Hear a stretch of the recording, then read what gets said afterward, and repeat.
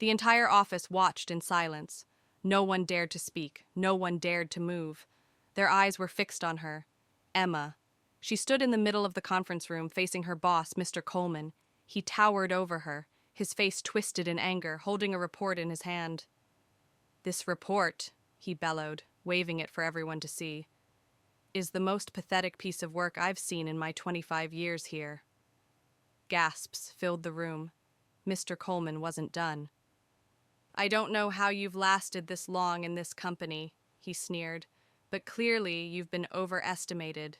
You're dismissed from this project, immediately." Laughter echoed from the back of the room. Emma's face flushed. Her hands trembled slightly at her sides, but she didn't cry, she didn't argue, she didn't even blink. Instead, she looked at him, calm and composed, and replied in a soft, steady voice, "Thank you for your feedback." Then she walked out.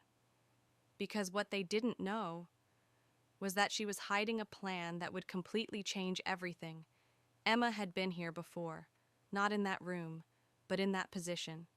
Dismissed, disrespected, underestimated. She'd worked at the company for 8 years.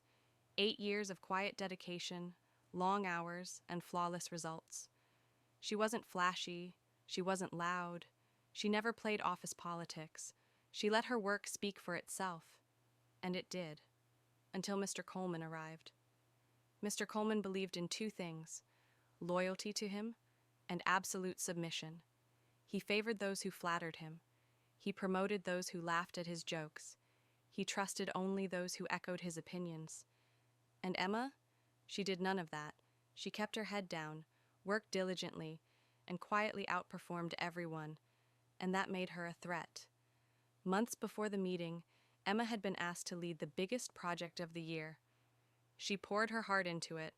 She worked through weekends. She coordinated teams across departments. She fixed problems no one else could even identify. But Mr. Coleman had other plans. He assigned his protege, Jason, to the project alongside her. What Emma didn't know was that Jason had been ordered to sabotage her.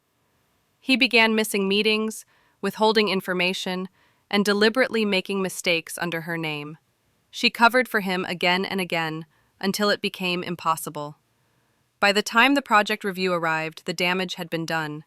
And in that conference room, Emma was humiliated. But she didn't break, because Emma had been preparing for this day far longer than they realized.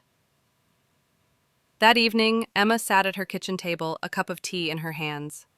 She stared out the window, calm and focused. Because Emma had a secret. She kept meticulous records, emails, meeting logs, every correction she had made, every time she covered for Jason, every attempt she had made to warn Mr. Coleman, ignored and brushed aside. She had it all. She opened her laptop and created a new folder. At the top, she labeled it Truth. By day 5, Emma had assembled every piece of evidence, but she didn't rush. She knew timing was everything. She watched from the sidelines as the project spiraled further under Jason's control. By day 10, clients began complaining, deadlines were missed, budgets were overrun, and still, Mr. Coleman refused to acknowledge her warnings. Emma quietly reached out to the company's internal audit team. She didn't accuse anyone. She simply forwarded the documents, requesting a confidential review. As the investigation began, Emma watched in silence. She focused on her work, smiled politely in meetings, and acted as though nothing was happening. But behind the scenes, the pressure mounted. By day 15, the audit team confirmed what Emma already knew. Jason's negligence was blatant. Mr. Coleman's oversight was even worse. They had ignored multiple warnings, allowing the project to collapse. But the shock didn't stop there. The auditors discovered something else. Jason had not only sabotaged the project, he had embezzled funds, and emails showed Mr. Coleman covering it up to protect him. Emma now had a choice. She could quietly let the auditors handle it, or she could deliver her own message. She chose both. She requested a meeting with the CEO, accompanied by the audit team. They laid out the entire case. The CEO was stunned. He asked her what she wanted. Emma replied calmly, "I want accountability, full public accountability." Visual cue. 1 week until Revenge Day. The CEO agreed, and the countdown began. On the day of the company-wide town hall meeting, where quarterly results would be shared, Emma arrived early. She took her seat in the front row, calm and poised. The room was packed. Employees filled every seat, murmuring about rumors they couldn't confirm. Mr. Coleman took the stage. He began his usual speech, bragging about company achievements, ignoring the chaos behind the scenes. But halfway through, he was interrupted. The CEO stepped forward. Silence swept through the room. The CEO took the microphone. "We need to address something critical," he said firmly. He turned toward Mr. Coleman. "In light of a recent investigation, we've uncovered serious misconduct." He paused. Then, in front of hundreds of employees, he said the words no one expected. "Mr. Coleman, you owe Ms. Emma an apology." The room gasped. Mr. Coleman's face turned pale, but he couldn't escape. The CEO's order was final. Mr. Coleman turned to Emma, shaking, humiliated. His voice was low, broken. "Emma, I apologize." The CEO wasn't satisfied. "Louder," he said sharply. "Everyone deserves to hear it."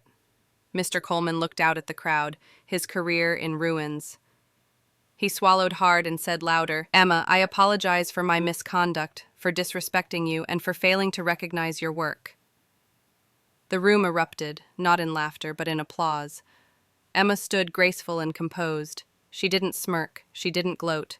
She simply nodded, turned to the audience, and said softly, "Respect isn't something you demand. It's something you earn, through actions, not titles." And she walked out. Mr. Coleman resigned the next day. Jason faced legal charges. Emma was promoted, by unanimous vote, to lead the entire division. Her story isn't just about revenge. It's about power. The quiet kind, the patient kind, the kind that doesn't fight for attention, but wins in the end. Now I ask you, if you were in Emma's place, what would you have done? Would you have waited? Or fought back immediately? Tell me in the comments below. And if you found her story inspiring. There's another tale, one even more shocking, about a woman who turned betrayal into her greatest triumph. Watch it now.